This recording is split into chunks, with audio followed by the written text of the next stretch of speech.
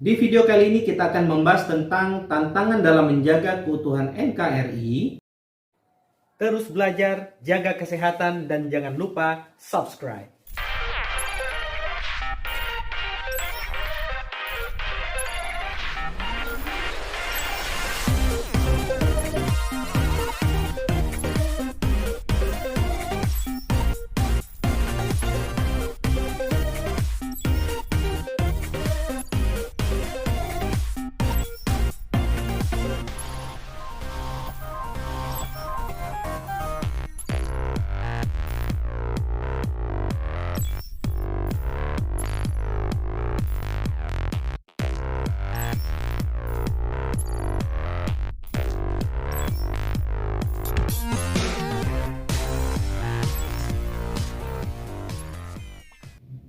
Fenomena global masih mengetengahkan penguatan nilai-nilai universal, yakni demokrasi dan hak asasi manusia. Bersamaan dengan itu, isu lingkungan hidup dan dampak pemanasan global memunculkan persoalan serius yang memerlukan respon secara internasional. Pemanasan global telah berdampak terhadap perubahan musim yang tidak menentu, yang mengancam kehidupan manusia dalam bentuk ancaman kelaparan, wabah penyakit, dan bencana alam yang berpotensi mengganggu stabilitas ekonomi dan keamanan. Peta keamanan global menempatkan terorisme menjadi ancaman global. Penggunaan kekuatan militer oleh suatu negara ke wilayah negara lain mengancam kedaulatan dan kehormatan suatu negara yang berdaulat. Masalah perbatasan juga merupakan sumber utama potensi konflik antar negara di kawasan Asia Pasifik termasuk Asia Tenggara. Tantangan di lingkungan internal Indonesia adalah mengawal negara kita agar tetap utuh dan bersatu. Di sisi lain, ancaman terhadap kedaulatan masih berpotensi, terutama yang berbentuk konflik perbatasan, pelanggaran wilayah, gangguan keamanan maritim dan dirgantara, gangguan keamanan di wilayah perbatasan berupa pelintasan batas secara ilegal, kegiatan penyelundupan senjata dan bahan peledak, masalah separatisme, pengawasan pulau-pulau kecil terluar, ancaman terorisme dalam negeri, dan sebagainya.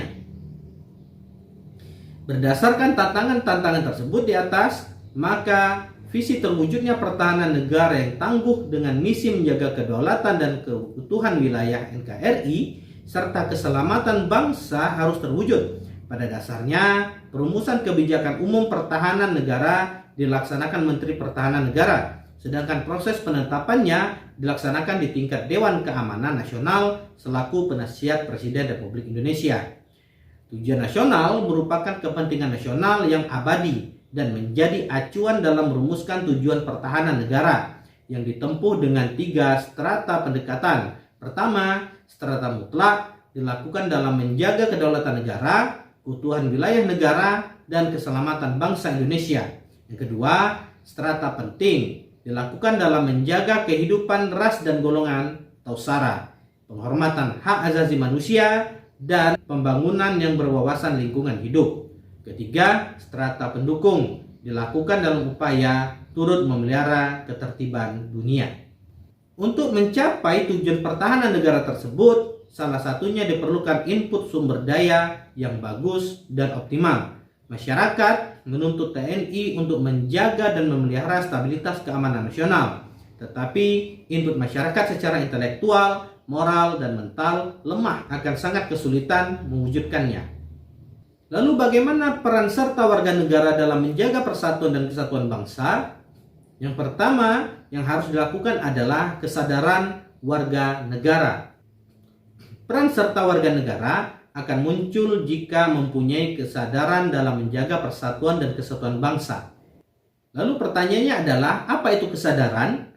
Kesadaran adalah sikap mawas diri sehingga dapat membedakan baik atau buruk, benar atau salah, layak atau tidak layak, patut atau tidak patut dalam berkata dan berperilaku. Kesadaran warga negara Indonesia saat ini masih perlu pembenahan. Salah satunya kesadaran dalam bela negara. Memang negara Indonesia tidak sedang dalam kondisi perang, tetapi kesadaran untuk membela negara harus tetap ada dalam bentuk lain demi kemajuan bangsa. 2. Pengertian bela negara. Dalam Undang-Undang Dasar 1945 pasal 27 ayat 3 mengamanatkan bahwa setiap warga negara berhak dan wajib ikut serta dalam upaya pembelaan negara. Namun, sebelum membahas lebih jauh mengenai bela negara, sebaiknya kita memahami terlebih dahulu pengertian bela negara. Nah, menurut penjelasan Undang-Undang Dasar Republik Indonesia nomor 3 tahun 2002 pasal 9 ayat 1 tentang pertahanan negara, upaya bela negara adalah sikap dan perilaku warga negara yang dijiwai oleh kecintaannya kepada negara Kesatuan Republik Indonesia berdasarkan Pancasila dan Undang-Undang Dasar Republik Indonesia tahun 1945 dalam menjamin kelangsungan hidup bangsa dan negara. Bukan hanya sebagai kewajiban dasar manusia, tetapi juga merupakan kehormatan warga negara sebagai wujud pengabdian dan kerelaan berkorban kepada bangsa dan negara.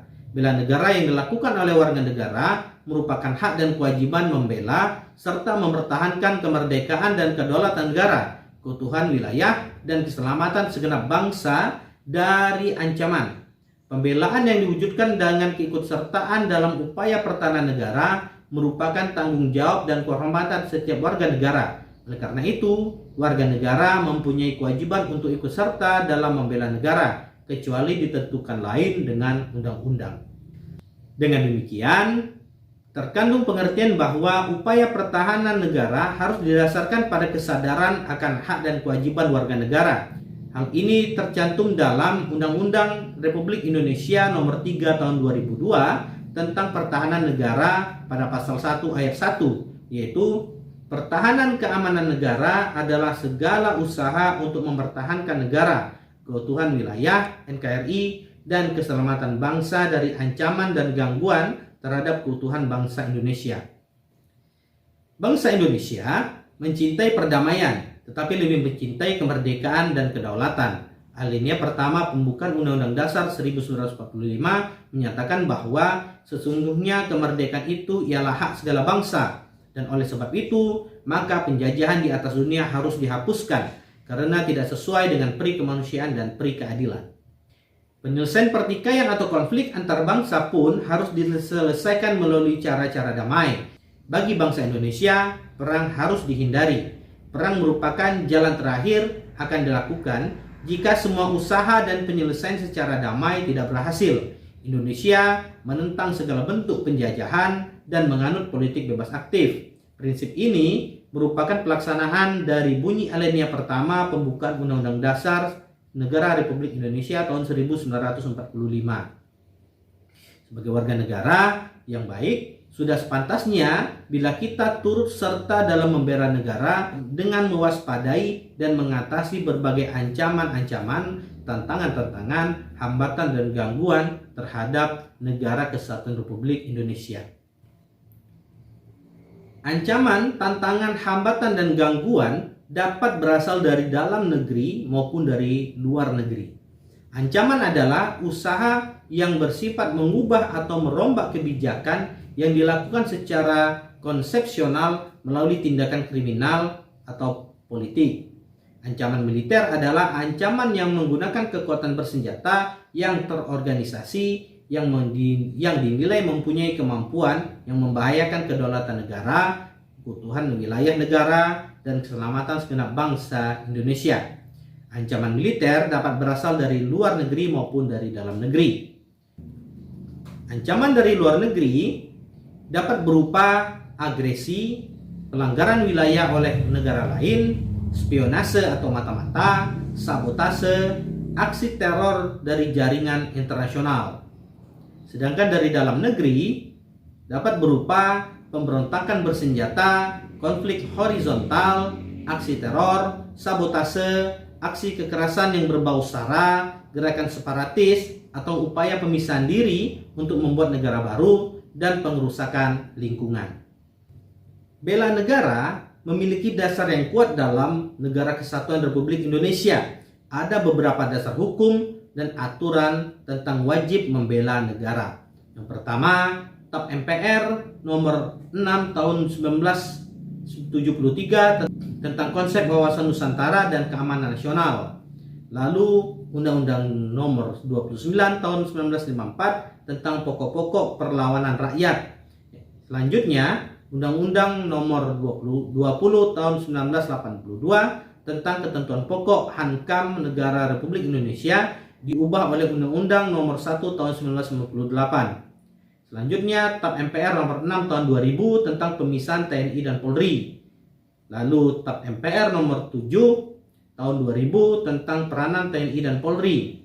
Selanjutnya juga Amandemen Undang-Undang Dasar 1945 Pasal 30 ayat 1 dan 2 yang menyatakan bahwa tiap warga negara berhak dan wajib ikut serta dalam usaha pertahanan dan keamanan negara yang dilaksanakan melalui sistem pertahanan dan keamanan rakyat semesta oleh TNI dan kepolisian sebagai komponen utama dan rakyat sebagai kekuatan pendukung.